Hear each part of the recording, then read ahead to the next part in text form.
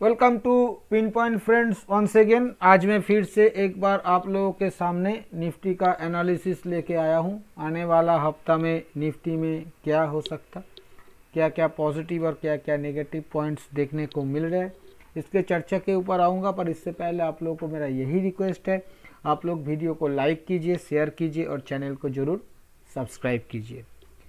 Friends, जहाँ तक आने वाला हफ्ता का एनालिसिस का बात है, क्या क्या पॉजिटिव क्या क्या नेगेटिव देखने को मिल रहा है, तो ये बाजार जिस तरह से चल रहा है यहाँ पे तो नेगेटिव कुछ दिखाई नहीं दे रहा है, सब कुछ पॉजिटिव है। मतलब मैं तो ये भी सोच रहा था क्या आज आके कुछ एनालिसिस करूँ या ना करूँ, इस सप्ताह छोड़ दूँ। फिर फाइनली जब ऐसा सुबह सोच रहा था तो आज के दिन बाजार ऊपर से एक करीब 200 पॉइंट का 1% मान लीजिए एक मामूली सा करेक्शन दिखाया है। और मैं भी उस सोच को नकारते हुए एक बार फिर से आप लोगों के सामने आ गया एनालिसिस लेके। तो फ्रेंड्स देखिए, ज़्यादा कुछ एनालिसिस इस हफ्ता में करने का नहीं है। पिछले हफ्ता जैसे मैंने कहकर गया था, ऊपर में तो अच्छा खासा ब्रेकआउट के बाद पैसा नहीं मिला, पर ऊपर में सेल ऑन राइज में पैसा मिला है। पर पहले एक बार स्टॉप लॉस ट्रिगर हुआ, क्योंकि मैंने 17,900 के आसपास सेल ऑन राइज का बातें किया था 50-60 पॉइंट के स्टॉप लॉस के साथ, पर प्राइस तो 80-85 पॉइंट ऊपर चढ़ गया था, तो शायद स्टॉप लॉस एक बार ट्रिगर हुआ होगा। उसके बाद दोबारा कोई आइटम लेने से सेल ऑन राइस में शायद थोड़ा बहुत पैसा बना हुआ होगा। जहाँ तक ब्रेकआउट बाई का सवाल है, ब्रेकआउट बाई तो फ्रेंड्स ऊपर में मैंने 17,900 के ऊपर ब्रेकआउट बाई का बात किया था 100-120 पॉइंट के टारगेट के लिए, पर बाजार वहाँ तक गया नहीं। बाजार 80 पॉइंट उसके ऊपर गया था और उसके बाद ही वहाँ से थोड़ा बहुत करेक्ट कर गया। तो इस हफ्ता ज़्यादा कुछ ट्रेड बना हुआ होगा ऐसा नहीं लग रहा है। हफ्ता भी छोटा था, 4 दिन का हफ्ता था, नहीं लग रहा है कि कुछ बना हुआ होगा। पहले फ्रेंड्स में जितना पॉजिटिव पॉइंट, सब कुछ पॉजिटिव है, फिर भी बता रहा हूँ। बाद में कोशिश करूँगा जो एक दो नेगेटिव पॉइंट्स देखने को मिल रहा है उसका जिक्र करूँगा, पर ट्रोल मत कीजिएगा। हो सकता है मेरा व्यू मतलब कॉशस है, इसलिए मेरे आँखों के सामने नेगेटिव पॉइंट्स दिख रहा है। अगर मेरा माइंडसेट कॉशसनेस का नहीं होता, फुल्ली बुलिश होता, तो ये नेगेटिव पॉइंट मेरे को दिखाई नहीं देता। फिर मैं कोशिश करूँगा, पर अंत में पहले जो बुलिश पॉइंट देखिए, बुलिश पॉइंट में ये है फ्रेंड्स, ये जो पिछले ट्रेंड लाइन था, जो सारे के सारे पिछले 3 टॉप को कनेक्ट करके जो ट्रेंड लाइन ड्रॉ हो रहा है, उसको तो प्राइस ऊपर में काट चुका था। उसको ऊपर में काट के उसके ऊपर 3 क्लोजिंग मिला था, 3 क्लोजिंग, और उसके ऊपर 2 पूरा कैंडल भी बना था। पर बाद में वीकेंड में उस ट्रेंड लाइन के नीचे प्राइस करेक्ट करके आ गया और उस ट्रेंड लाइन के नीचे आके क्लोज कर दिया। ये एक मतलब अगर ये ट्रेंड लाइन ब्रेकआउट रियल होता तो इसके ऊपर ही क्लोज करना चाहिए था प्राइस को, वो किया नहीं। प्राइस देखना पड़ेगा आने वाले दिनों में क्या हो रहा है, ये एक मिक्स्ड सिग्नल है। पर जहाँ तक चैनल का सवाल है, नीचे से देखिए मैंने एक चैनल ड्रॉ करने का कोशिश किया है, मतलब काफ़ी सोच बूझ के ही किया है। तो ये इस चैनल को मेंटेन करके ऊपर की तरफ जा रहा है। अभी शायद इस चैनल के मिड लाइन तक प्राइस आ चुका है, देखना पड़ेगा यहाँ से घूम के ऊपर की तरफ जा रहा है या चैनल के निचले हिस्सों में आके सपोर्ट लेने का कोशिश कर रहा है, जो कि निचला हिस्सा 17,400 के आसपास खड़ा है। इसके साथ साथ फ्रेंड्स मूविंग एवरेजेस सेटअप का जिक्र किया जाए तो मूविंग एवरेजेस सेटअप तो पॉजिटिव है। मैंने काफ़ी पहले बताया था 2050 का गोल्डन क्रॉसओवर हो गया था। पिछले हफ्ता ये भी बताया था 2200 का गोल्डन क्रॉसओवर हो गया था। और प्राइस तो इसके काफ़ी ऊपर है। करीब आज 31 ट्रेडिंग सेशंस करीब हो गया है जो प्राइस अपना 20 सिंपल मूविंग एवरेज को टेस्ट ही नहीं किया काटने के बाद। मतलब किसी को भी तो 20, 50, 200 किसी को भी काटने के बाद ये प्राइस उसको घूम के टेस्ट नहीं किया। तो तेजी मोमेंटम इसमें इतना ज़्यादा है। गर्मी भी कह सकते हो आप, गर्मी इतना ज़्यादा है इसमें।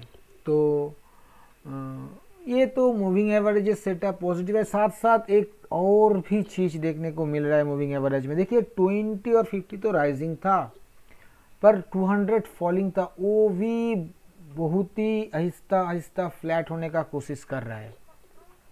तो देखना पड़ेगा आने वाले दिनों में। अगर प्राइस मान लीजिए 200 के नीचे मूव नहीं किया तो ये राइज मैंने फ्लैट टू राइजिंग हो सकता है बहुत जल्द। ये भी पॉजिटिव है फ्रेंड्स। तो ये मोटा मोटा पॉजिटिव पॉइंट्स देखने को मिल रहा है। अभी एक दो जो नेगेटिव पॉइंट्स देखने को हमें मिल रहा है वो ये है आज का कैंडल। फ्रेंड्स आज का जो कैंडल बना है ये एक क्लियर बेयरिश एनगल्फिंग पैटर्न है जो कि एक रिवर्सल को इंडिकेट करता है। अप ट्रेंड के ऊपर में अगर इस तरह का बेयरिश एनगल्फिंग पैटर्न बनता है वो एक बेयरिश रिवर्सल का इंडिकेशन देता है। पर इसके लिए जो जरूरी है आने वाले दिनों में इसका लो काट के इसके नीचे सस्टेन करना, इसके नीचे क्लोज आके कंफर्मेशन देना, ये सब पॉइंट्स है।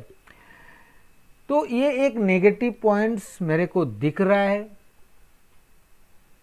एक बात कहूँ फ्रेंड्स, बुरा मत मानिएगा, ट्रोल मत कीजिएगा, रिक्वेस्ट कर रहा हूँ। पिछले 2 दफ़ा जब 18,600 का टॉप बना था उस वक्त भी एक बेयरिश एनगल्फिंग पैटर्न दिखा था ऊपर में। जब 18,350 का टॉप बना था उस वक्त भी एक बेयरिश एनगल्फिंग पैटर्न ऊपर में दिखा था। थोड़ा सा कॉशस रहिए।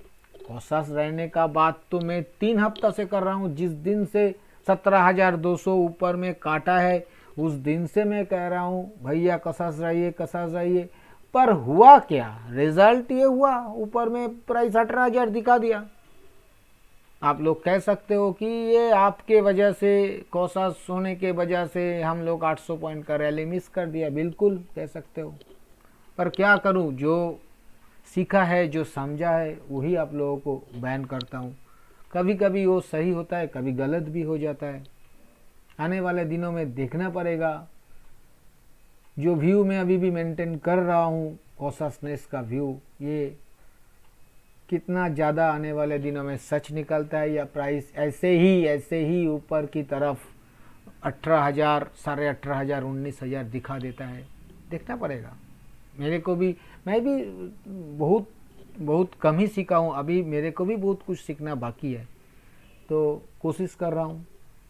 तो ये एक नेगेटिव पॉइंट्स देखने को मिल रहा है फ्रेंड्स। इसके साथ साथ अगर इंडिकेटर वाइज देखा जाए तो इंडिकेटर वाइज देखिए यहाँ पे जो हुआ RSI करीब ऊपर में 84 का टॉप लगा के फिलहाल 72 के आसपास खड़ा है। देखिए यहाँ पे हुआ क्या, सिर्फ एक दिन 1% करेक्शन के वजह से RSI ऊपर से करीब 15% का करेक्शन दिखा दिया। RSI के हिसाब से मैं कह रहा हूं 84 से 72, मतलब 14% तो मान ही लीजिए, 12 पॉइंट का करेक्शन ऊपर से RSI में आ गया, जहां पे प्राइस सिर्फ 1% करेक्ट किया है। ठीक है, यहाँ पे हो क्या सकता है, यहाँ पे आने वाले दिनों में अगर प्राइस नीचे जाता है, कंफर्मेशन देता है तो ठीक है, कोई दिक्कत नहीं, नीचे जा सकता है।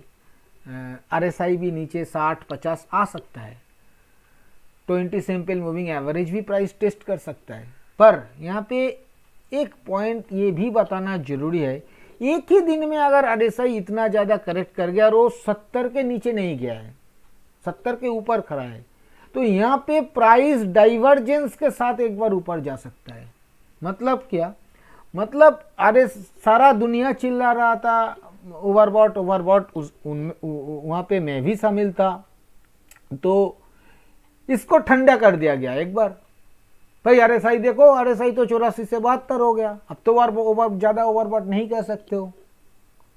पर प्राइस में करेक्शन नहीं हुआ, सिर्फ 1% का करेक्शन हुआ। इसके बाद RSI को आहिस्ता आहिस्ता ऊपर लेके जाया जाएगा।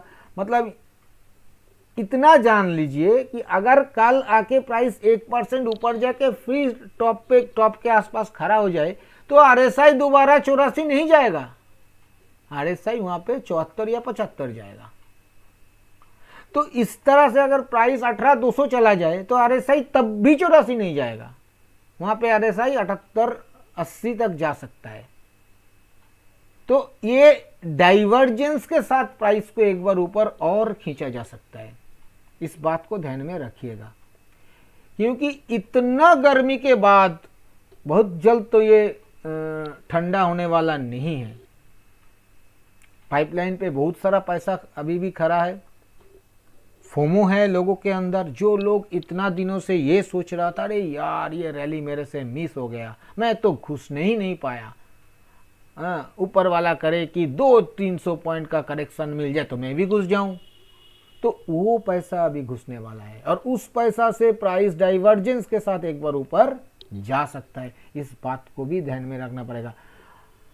कब ये नहीं हो सकता, अगर मान लीजिए जैसा मेरा सोच है, ये अगर सच में बियर रैली है,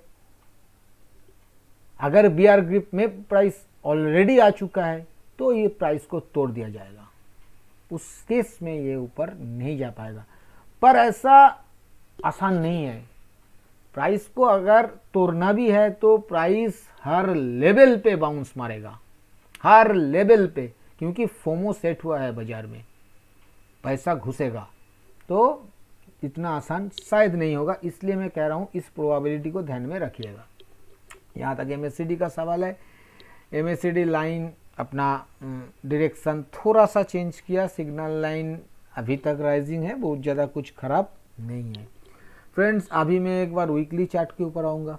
फ्रेंड्स अगर आप लोग हर रोज सुबह निफ्टी के ऊपर daily view free of cost लेना चाहते हो तो वीडियो के नीचे डिस्क्रिप्शन बॉक्स में एंजल वन का अकाउंट ओपनिंग लिंक दिया हुआ है, उसी लिंक के जरिए अपना अकाउंट ओपन कीजिए और अपना पहला ट्रेडिंग करने के बाद उसी ट्रेडिंग का स्क्रीनशॉट उसी वीडियो के नीचे डिस्क्रिप्शन बॉक्स में जहां एंजल वन का अकाउंट ओपनिंग लिंक दिया हुआ है उसके नीचे मेरा व्हाट्सएप नंबर भी दिया हुआ है, उसी व्हाट्सएप नंबर में अपना पहला ट्रेडिंग का स्क्रीनशॉट व्हाट्सएप कर दीजिए। इसके बाद हर रोज सुबह फ्री ऑफ कॉस्ट आपके पास भी निफ्टी का डेली व्यू पहुंच जाएगा।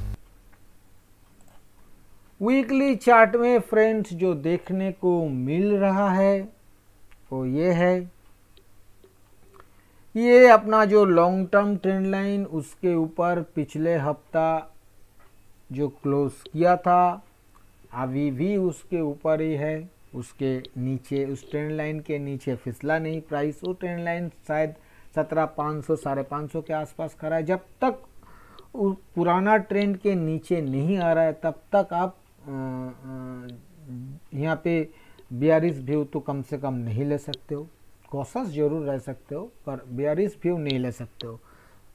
जहाँ तक मूविंग एवरेजेस का एवरेजेस सेटअप का बात है फ्रेंड्स, 20 और 50 में कोई भी अंतर नहीं है, वो जैसा कि तैसा है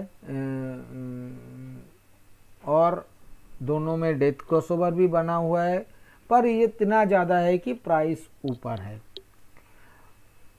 फ्रेंड्स यहाँ पे वीकली चार्ट पे भी एक पॉइंट्स देखने को मिल रहा है। जब ये हफ्ता शुरुआत हुआ था उस वक्त एक वीकली गैप के साथ शुरुआत हुआ था। वो गैप था 17,724 से 17,764 के बीच, एक 40 पॉइंट का weekly as well as daily gap था। प्राइस उस गैप को फिलअप कर दिया। ये शायद इस रैली का छठा गैप था जो पहला गैप जिसे प्राइस फिलअप कर दिया। तो डेली चार्ट के हिसाब से आप इसे एग्जॉशन गैप कह सकते हो, पर मैं दोबारा वही बात बताऊंगा कि कंफर्मेशन आने के बाद अगर आने वाला 5-6 सेशंस में ये जो आज का टॉप है ये अगर नहीं काटा जाता, जहाँ पे आज का लो है इसके नीचे लगातार 2 क्लोजिंग हो जाता, तब जाके ये कह सकते हो। पर वीकली गैप ये भी डेली के साथ साथ वीकली गैप भी फिलअप हो चुका है। उसके बाद क्या देखने को मिल रहा है, जो वीकली का ओपन था इस हफ्ता का वो था 17,800 के आसपास, 2-1 पॉइंट इधर उधर, जिसे price end of the week तक डिफेंड नहीं कर पाया। 4-5 हफ्ता बाद ऐसा देखने को मिल रहा है कि वीकली ओपन को प्राइस डिफेंड नहीं कर पाया।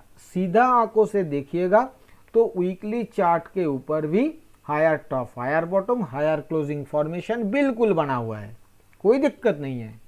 पर वीकली का ओपन क्लोज तक डिफेंड नहीं हुआ, उसके नीचे क्लोज हुआ। और साथ साथ वीकली कैंडल भी एक रिवर्सल कैंडल बना है। यहाँ पे एक क्लियर शूटिंग स्टार बना है जो कि ट्रेंड के ऊपरी हिस्सों में अगर बनता है तो ये रिवर्सल का इंडिकेशन करता है।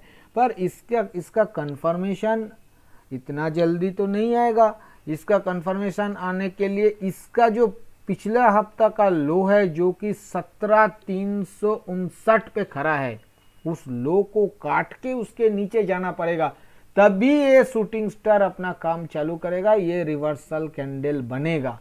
अभी तो सिर्फ एक माइनर सा इंडिकेशन है। पर हाँ, यहाँ पे भी एक बात बता रहा हूँ, मतलब ये रिक्वेस्ट है कि ट्रोल मत करिएगा। पिछला जो 18,100 वाला टॉप बना था 4 अप्रैल वाला वीक में, वहाँ पे भी एक शूटिंग स्टार ही बना था। यहाँ पे भी एक शूटिंग स्टार ही बना है। तो इस बात को थोड़ा सा ध्यान में रखिएगा। इसके साथ साथ जैसे मैंने बहुत सारा पॉजिटिव पॉइंट्स का जिक्र किया है, ट्रेंड लाइन काटा है, सब कुछ बताया, पर एक चीज आज भी नहीं हुआ। वो जो पुराना टॉप था 18,114, उसको प्राइस काटा नहीं फ्रेंड्स। मतलब टेक्निकल ट्रेंड रिवर्सल नहीं हुआ अभी तक, पेंडिंग रह गया। हो सकता है आने वाला हफ्ता या उसके अगले हफ्ता में आके ये काम पूरा कर दे, मतलब लोगों का बुलिश माइंडसेट को और ज़्यादा, मतलब और लोगों को बुलिश कर दे ट्रेंड रिवर्स करके। पर टिल नाउ ये हुआ नहीं, इसको भी ध्यान में रखिएगा। बैंक निफ्टी में ये हो गया है, बैंक निफ्टी में पुराना टॉप को काटा गया है, पर निफ्टी बचा के रखा। ये हुआ वीकली चार्ट का प्राइस एक्शन। अभी एक बार इंडिकेटर देख लेते हैं। वीकली एमएसीडी बिल्कुल ठीक ठाक है, वीकली आरएसआई भी 60 के ऊपर बना हुआ है, कुछ खराब नहीं है, तो इंडिकेटर ठीक ठाक है। फ्रेंड्स, अभी मैं आऊँगा कंक्लूजन के ऊपर। कंक्लूजन पे आने से पहले मैं आने वाला हफ्ता के लिए सपोर्ट और रेजिस्टेंस का जिक्र करूंगा। आने वाला हफ्ता के लिए जो सपोर्ट बनेगा, पहला सपोर्ट 17,550 टू 560, 17,550 पहला सपोर्ट। दूसरा सपोर्ट 17,350, 17,350, और तीसरा सपोर्ट 17,150 टू 17,200, 17,150 से लेके 17,200 के बीच ये तीसरा सपोर्ट का काम करेगा। जहाँ तक ऊपर में रेजिस्टेंस का सवाल है, ऊपर में पहला रेजिस्टेंस 17,950, 17,950, दूसरा रेजिस्टेंस 18,100, 18,100 और तीसरा रेजिस्टेंस 18,250, 18,250। स्ट्रैटेजी क्या लेना चाहिए फ्रेंड्स? जैसा मैंने कहा है आप लोगों को चर्चा में कि किसी भी निचले लेवल से ये बाउंस दिखाएगा, किसी भी सपोर्ट लेवल के नज़दीक से, तो बाय ऑन डिप्स बिल्कुल करना चाहिए। कब तक? जब तक 17,150 ना टूटे, 17,150 टूट के क्लोज जब तक नहीं कर रहा है, 17,150 के नीचे जब तक डेली क्लोज नहीं आ रहा है, तब तक किसी भी सपोर्ट लेवल के नज़दीक किसी भी डीप पे 50-60 पॉइंट्स के स्टॉप लॉस के साथ 100 to 120 पॉइंट्स के टारगेट के लिए बाय ऑन डिप्स करना चाहिए। जहाँ तक ऊपर में ब्रेकआउट बाई का सवाल है, अगर ऊपर में किसी भी रेजिस्टेंस लेवल को प्राइस काटता है तो बिल्कुल ब्रेकआउट बाई लेना चाहिए 50-60 पॉइंट्स के स्टॉप लॉस के साथ 100-120 पॉइंट्स के टारगेट के लिए। जहाँ तक सेल ऑन राइस का सवाल है, सेल ऑन राइस फ्रेंड्स सिर्फ पहला रेजिस्टेंस लेवल पे ही बनेगा 17,950 के नज़दीक 50-60 पॉइंट के स्टॉप लॉस के साथ 100-120 पॉइंट के टारगेट के लिए। उसके ऊपर किसी भी रेजिस्टेंस लेवल के नज़दीक सेल ऑन राइस अटेम्प्ट मत कीजिएगा। और जहाँ तक ब्रेकडाउन सेल का सवाल है, जब तक 17,150 नीचे नहीं काटता है, किसी भी सपोर्ट लेवल काटने के बाद ब्रेकडाउन सेल का कोशिश मत कीजिएगा। 17,150 के नीचे ब्रेकडाउन सेल अटेम्प्ट किया जा सकता है 50-60 पॉइंट्स के स्टॉप लॉस के साथ 100-120 पॉइंट के टारगेट के लिए। फ्रेंड्स, मैंने इस वीडियो में आप लोगों के सामने जो भी चर्चा रखा है ये सभी मेरा खुद का एनालिसिस के ऊपर लिया हुआ मेरा पर्सनल व्यू है और ये एडुकेशनल पर्पस है, क्योंकि ये कोई बाई सेल रिकमेंडेशन नहीं है और मैं भी कोई सेबी रजिस्टर्ड एनालिस्ट नहीं हूँ। इसलिए इसके ऊपर किसी भी रियल ट्रेड लेने से पहले आप अपना खुद का फिनेंशियल एडवाइजर का सलाह लेके ही रियल ट्रेड लीजिएगा। और अगर वीडियो आप लोगों को पसंद आया तो वीडियो को लाइक और शेयर करना मत भूलिए। थैंक यू दोस्तों, हैप्पी ट्रेडिंग।